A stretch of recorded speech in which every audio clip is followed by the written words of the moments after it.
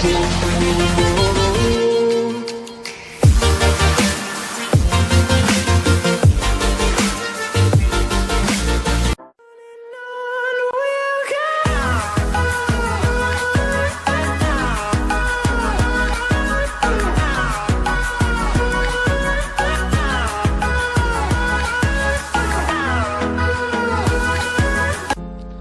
শিক্ষার্থী বন্ধুরা, জয় T shirt ডিজাইনের পক্ষ থেকে আপনাদের আন্তরিক শুভেচ্ছা এবং অভিনন্দন।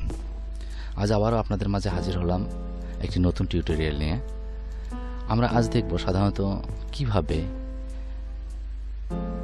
মাইক্রোসফট অফিস যে অফিস প্রোগ্রাম আছে সেই অফিস প্রোগ্রাম কিভাবে রান করা যায়, কিভাবে সাধারণত মাইক্রোসফট ওয়ার্ড নিয়ে কাজ করা যায়।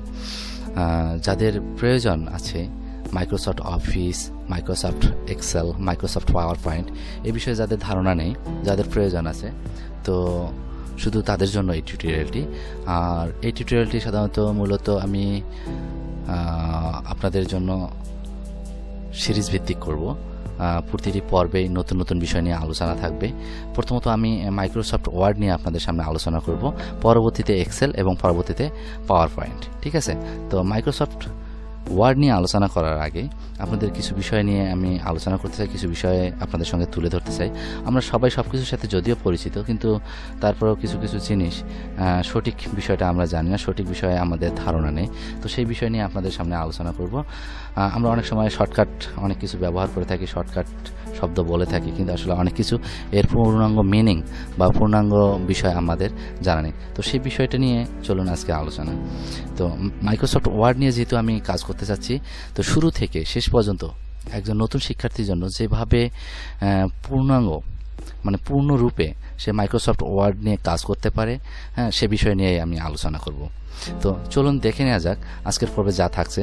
সেটি হচ্ছে আমি এখানে কিছু পিকচার এবং কিছু টেক্সট লিখে রাখছি যেগুলো আপনাদের জন্য।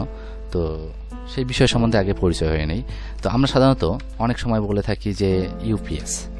আসলে ইউপিএসটা কি? ইউপিএসটা হচ্ছে ইউনিট পাওয়ার সাপ্লাই, যেটাকে আমরা এই চিত্র দিয়ে আমি বোঝানোর চেষ্টা করেছি আপনাদের সামনে। তো এটাই হচ্ছে ইউপিএস, যেটা বিভিন্ন মডেলের হয়ে থাকে, যাদের কম্পিউটারে থাকে। কারেন্ট যাওয়ার পর যেটাকে আমরা ব্যাকআপ হিসেবে ব্যবহার করি। অনেকের কম্পিউটারে সেটা নেই, ল্যাপটপে নেই। তো যাদের নেই সে বিষয়ে আমি যাচ্ছি না, আর যাদের আছে তাদেরকেই ধারণা দিচ্ছি। তো ইউপিএস হচ্ছে ইউনিট পাওয়ার সাপ্লাই, যেটা হচ্ছে ইউপিএস শর্টকাটে আমরা ইউপিএস হিসেবে ব্যবহার করে থাকি। সেকেন্ড হচ্ছে CPU, central processing unit. Central processing unit, তো এই সিপিইউ কম্পিউটারের মূল হচ্ছে এই সিপিইউ। তো সিপিইউ যে পিকচারটা আমরা দেখতে পাচ্ছি, এটা হচ্ছে সিপিইউর মূল যে মানে গঠনিক যে ইয়াটা, পুরো যে বক্সটা, সেটাই হচ্ছে এই সিপিইউ এর বক্স। তারপর হচ্ছে মনিটর। মনিটর আমরা সবাই জেনে থাকি, যেটা ডিসপ্লের মধ্যে শো করানো হয়, সেটি হচ্ছে মনিটর। এবং যেটাকে আমরা দেখতেছি এখন, এটা হচ্ছে মাউস। মাউসের দুটি বাটন থাকে, সেটা হচ্ছে লেফট বাটন এবং রাইট বাটন। আর হচ্ছে মাউস প্যাড, যেটার উপরে মাউসটা আমরা রেখে কাজ করি, সেটাই হচ্ছে মাউস প্যাড। এবং এটা হচ্ছে কিবোর্ড। তো কিবোর্ড সম্বন্ধে অবশ্যই আমাদের আগে ধারণা নিতে হবে, কিবোর্ডের পুরো ধারণা আমাদের থাকতে হবে। আর কিবোর্ডটা যদি আমরা এক নজরে চোখ বুলায় নেই, তাহলে দেখব কিবোর্ডের যে মূল ইয়াটা, এটা হচ্ছে এরকম। আমরা চেষ্টা করব, সবসময় আমরা চেষ্টা করব কিবোর্ডটা মুখস্থ করার জন্য। আর এটারও প্রসেস আমরা পর্যায়ক্রমে দেখব, আসলে কিভাবে খুব সহজে কিবোর্ডটা মুখস্থ করা যায় এবং হাতের গতি বৃদ্ধি পায়, কিভাবে তাড়াতাড়ি আমরা টাইপ করতে পারি, টাইপে কিভাবে অগ্রসর হওয়া যায়, এটা আমরা পর্যায়ক্রমে দেখব। তো বন্ধুরা, এই ছিল আজকের ইন্টারফেস, যেটা হচ্ছে আপনাদের জন্য প্রতিটি বিষয়ের সঙ্গে পরিচয় করে দেয়া। তো পরিচয় করে দেওয়ার পর আমি যে বিষয়টা নিয়ে আলোচনা করব, সাধারণত যখন আমরা কম্পিউটারের সামনে বসবো, আমরা এলোপাতাড়িভাবে অনেক সময় কম্পিউটার অন অফ করি বা বন্ধ করি। এতে কম্পিউটারের ওপর এবং তার ডাটার উপরে কিছু প্রভাব পড়ে। তো যেন আজকের পর থেকে আর কোনো ধরনের সঠিক নিয়মে আমরা যদি কম্পিউটার অন অফ করি এবং কার্যাবলী যদি পরিচালনা করি, তাহলে হয়তো কম্পিউটারের উপরে এর ব্যাড ইফেক্টটা পড়বে না। তো সেজন্য আমাদের যেটা করতে হবে, প্রথমত আমাদের কম্পিউটার সঠিকভাবে ওপেন করার জন্য যে প্রক্রিয়াটি, সেটি হলো প্রথমত আমরা কি করব, সমস্ত বিদ্যুৎ কানেকশন অন করব। ঠিক আছে? প্রতিটি লাইন আগে আমরা সংযোগ আমরা দিয়ে নিব কারেন্টের সঙ্গে। সংযোগ দেওয়ার পরে প্রথমত সর্বপ্রথম যে কাজটা করতে হবে সেটি হচ্ছে যাদের পাওয়ার সাপ্লাই আছে, মানে ইউনিট প্রসেস যেটাকে আমি বলছিলাম, যে ইউপিএস যাদের আছে তাদের সর্বপ্রথম আমরা ইউপিএসের যে পাওয়ার বাটন আছে সেই পাওয়ার বাটনে আমরা চাপ দিব। পাওয়ার বাটন অন করার পর তারপরে আসবো আমরা সিপিইউতে। এই সিপিইউ এর যে পাওয়ার বাটনটি আছে সেটিকে আমরা অন করব। সেকেন্ড কাজ হচ্ছে আমাদের সিপিইউ এর পাওয়ার বাটন অন করা। থার্ড কাজ হচ্ছে আমাদের মনিটর যেটা আছে, মনিটরের যে পাওয়ার বাটনটা আছে সেটিকে অন করা। ঠিক আছে, তো আমাদের এই তিনটি কাজ যদি আমরা সঠিকভাবে করি তাহলে আমাদের কম্পিউটারের মানে কোনো ধরনের বাজে কোনো প্রভাব পড়বে না, কম্পিউটার আমাদের সঠিকভাবে সচল থাকে। আমাকে এইভাবে যখন ডিসপ্লেটা আমার সামনে থাকবে, আমরা প্রথমত কি করব, স্টার্ট বাটনে ক্লিক করব। স্টার্ট বাটনে ক্লিক করার পর এখানে টার্ন অফ কম্পিউটার, এখানে যেহেতু দেখা যাচ্ছে আমার এখানে কি শাটডাউন। ঠিক আছে, তো যদি আমরা ডেস্কটপে, অনেক সময় ডেস্কটপে যেটা আমরা দেখি সেটা ডেস্কটপে আছে হচ্ছে টার্ন অফ কম্পিউটার যে অপশনটা আছে, সেই টার্ন অফ কম্পিউটারে আমরা ক্লিক করব। টার্ন অফ কম্পিউটারে ক্লিক করার পর তখন একটা যে ডায়ালগ বক্স আসবে, it is now start to turn off your computer যদি আসে তাহলে সেটিতে আমরা ক্লিক করে নেব। তো সেটিতে ক্লিক করার পরে যখন আমাদের কম্পিউটার টোটালি যখন আমাদের শাটডাউন হয়ে যাবে, বন্ধ হয়ে যাবে, বন্ধ হওয়ার পর আমরা কি করব, সিপিইউ এর পাওয়ার সুইচ যেটা আছে সেটি বন্ধ করে দিব। আমি আগেও দেখিয়েছি আপনাদের, এখনও দেখাচ্ছি। সেটা হচ্ছে যখনই আমাদের কম্পিউটারটা টোটালি বন্ধ হয়ে গেল তখন আমরা কি করব, এইখান থেকে যে আমাদের যে সিপিইউ আছে, এই সিপিইউ এর পাওয়ার সুইচ যেটা আছে সেটিকে আমরা অফ করে দিব। দেন হচ্ছে তারপর হচ্ছে ইউপিএস এর পাওয়ার সুইচটা আমরা অফ করে দিব। ইউপিএস এর পাওয়ার সুইচ অফ করে দেওয়ার পর মনিটরের পাওয়ার সুইচটা অফ করে দিব। যদি আমরা এইভাবে তিনটি কাজ সঠিক নিয়মে করি তাহলে আমাদের কম্পিউটারের যে প্রোগ্রামগুলো আছে সেগুলো সতেজ থাকবে, সচল থাকবে এবং কম্পিউটারের ওপর কোনো ধরনের কোনো বাজে প্রতিক্রিয়া পড়বে না, বা কোনো ডাটাও নষ্ট হবে না। তো এই ছিল হচ্ছে কম্পিউটার বন্ধ করার প্রসেস এবং চালু করার প্রসেসটাও আমি আপনাদেরকে বলে দিয়েছি। এখন যেটা হচ্ছে বন্ধ করার প্রসেসটাও বলে দিলাম। পরবর্তীতে আমরা যারা কম্পিউটার অন অফ করব অবশ্যই এই প্রসেসে আমরা বন্ধ করা এবং চালু করা চেষ্টা করব, যাতে যেন আমাদের কম্পিউটারটি সম্পূর্ণ নিরাপদ থাকে। এখন কথা হচ্ছে আমাদের যেহেতু আজকের সিরিজটা হচ্ছে মূলত মাইক্রোসফট ওয়ার্ড নিয়ে, তো এখন মূল বিষয়ে আলোচনা করব। মাইক্রোসফট ওয়ার্ড চালু করার জন্য প্রথমত আপনাকে অফিস যে প্রোগ্রাম আছে, আমি যদি আপনাদেরকে দেখাই সেক্ষেত্রে আমি একটা বলি। আমি সাধারণত যে প্রোগ্রামটা আমি কাজ করি সেটা হচ্ছে অফিস। সাধারণত এই যে এখানে আমার এখানে দেখতে পাচ্ছেন, এখানে আমি আবারও দেখাচ্ছি আপনাদেরকে সফটওয়্যার, হ্যাঁ মাইক্রোসফট অফিস। আমি সাধারণত অফিস 2007 যেটা সেটাই আমি ব্যবহার করি, সবসময় এটাই ব্যবহার করি। তো আপনারা যারা আছেন যাদের কম্পিউটারে এটা ইনস্টল করা আছে, যাদের ওপেন করার জন্য যেটি করতে হবে সেটা হচ্ছে প্রথমত স্টার্ট বাটনে ক্লিক করব, দেন হচ্ছে অল প্রোগ্রামে ক্লিক করব। অল প্রোগ্রাম থেকে আমরা এখানে সিলেক্ট করব হচ্ছে, এখানে আমাদের সিলেক্ট করতে হবে মাইক্রোসফট অফিস ক্লিক করব।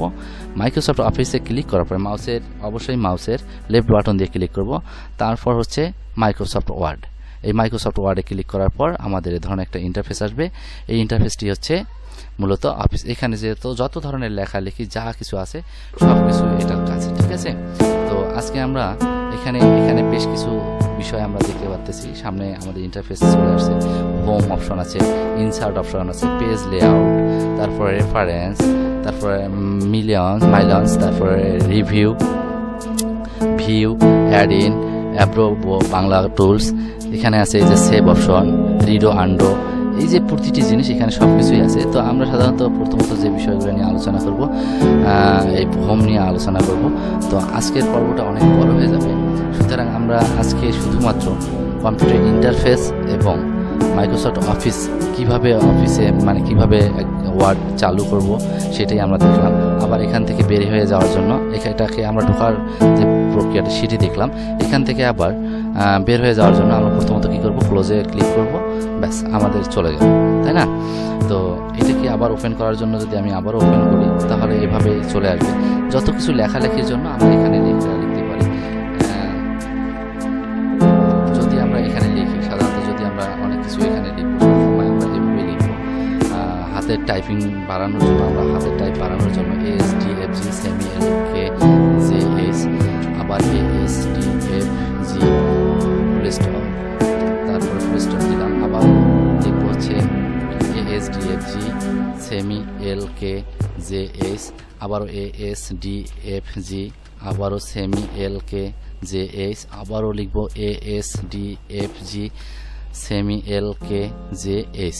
এভাবে আমরা এভাবে টাইপ করতে থাকবো। সাধারণত হাতের স্পিড বাড়ানোর জন্য আমাদের কিবোর্ডের মধ্যে আমি আপনাদেরকে শর্টকাটটা দেখিয়ে দিচ্ছি কিভাবে করবেন, যেভাবে আপনারা আপনার হাতের গতিটা বাড়াবেন। সেটা হচ্ছে এখানে যে কিবোর্ডটা দেখতে পাচ্ছি, এখানে যে এই যে এ আছে, মানে বাম হাতের যে কার্নি আঙ্গুলটা সেটা থাকবে এর মধ্যে, তারপরে আঙ্গুলটি থাকবে এস এর মধ্যে, তারপরে আঙ্গুলটি ডি এর মধ্যে এবং সর্বশেষ আঙ্গুলটি থাকবে এফ এর মধ্যে। তো যখন আমরা টাইপ করব তখন অবশ্যই প্রথমত A S D F G, then হচ্ছে ডান হাতের যে কানি আঙ্গুলটা আছে এই কানি আঙ্গুলটা থাকবে এইটার মধ্যে, তারপরে আঙ্গুলটা থাকবে এল এর মধ্যে, তারপরে একটা থাকবে কে এর মধ্যে, তারপর একটা জে এর মধ্যে, এবং যে আঙ্গুলটা জে এর মধ্যে থাকবে এই আঙ্গুলটা দিয়ে আবারও আমরা এইচ চাপবো। ঠিক আছে, অবশ্যই কিবোর্ডের মধ্যে এইভাবেই আমরা দেখব এ এস ডি এফ জি, এবং ডান হাতের কাজ হবে semi L K J H. এইভাবে আমরা হাত দিয়ে আপাতত আজকে সাধারণত এটিই করব।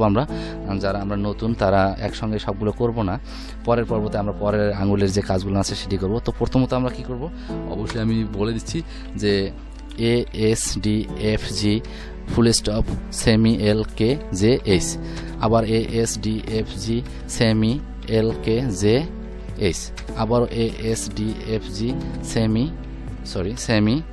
এল কে জে এইচ।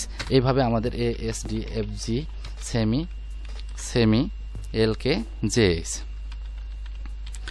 এইভাবে প্রতিটি ওয়ার্ড এভাবে বারবার লিখতে লিখতে আমাদের হাতের গতি চলে আসবে। তো যাই হোক, এখানে আমরা এইভাবে আমাদের মূলত কাজ হচ্ছে কি, এখানে যে আমরা ইন্টারফেসটা দেখতেছি, আমাদের এখানে যা দেখতেছি সবকিছুই এইভাবে আমাদেরকে লিখতে হবে, আমাদের এভাবেই করতে হবে।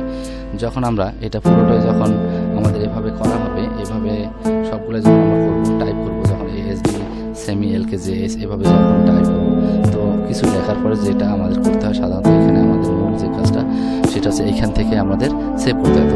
আমরা সেভ বিষয়টি যে বিষয়গুলো আছে এগুলো আমরা পরবর্তী ভিডিওতে আলোচনা করব। তো আজকে এই ছিল বিষয়টা। আজকে যে মূল বিষয়টা হলো অন্যান্য যে বিষয়গুলো আছে, অন্যান্য যে জিনিসগুলো আছে কম্পিউটারের যে বিভিন্ন যন্ত্রের নাম, সেই যন্ত্রগুলোর সাথে আমরা পরিচয় হলাম এবং কিভাবে মাইক্রোসফট অফিস ওপেন করা যায়, হ্যাঁ, আমরা সেই প্রক্রিয়াটা দেখলাম। তো আশা করি বন্ধুদের ভিডিওটি ভালো লাগবে এবং পরবর্তী যে ভিডিওগুলো আসবে পর্যায়ক্রমে 2, 3, 4, 5 এভাবে পার্ট টু পার্ট যে ভিডিওগুলো আসবে, আশা করি একটার পর একটা যদি ভিডিও আপনারা দেখেন তাহলে মাইক্রোসফট ওয়ার্ড সম্বন্ধে আপনাদের আর কোনো সমস্যা হবে না। ইনশাআল্লাহ ওয়ার্ড আপনারা সঠিকভাবে কাজ করতে পারেন। তো আজ এই পর্যন্তই, আবারও আগামী পর্ব দেখার আমন্ত্রণ জানিয়ে আপনাদের কাছ থেকে বিদায় নিচ্ছি। ভালো থাকবেন, সুস্থ থাকবেন, আর হ্যাঁ, যদি ভিডিওটিতে লাইক না করে থাকেন অবশ্যই লাইক করবেন, কমেন্ট করবেন, শেয়ার করে বন্ধুদের মাঝে ছড়িয়ে দেবেন। আর যদি আমার এই চ্যানেলটি সাবস্ক্রাইব না করে থাকেন তাহলে আপনাদের কাছে একটা রিকোয়েস্ট, সেটি হচ্ছে অবশ্যই চ্যানেলটিকে সাবস্ক্রাইব করবেন, পাশে থাকা বেল আইকনটিতে ক্লিক করে সবসময় সাথে থাকবেন, যেন আমি যে ধরনের ভিডিওগুলোই তৈরি করি না কেন আপনাদের মাঝে সবার আগে পৌঁছে যায়। তো আল্লাহ হাফেজ।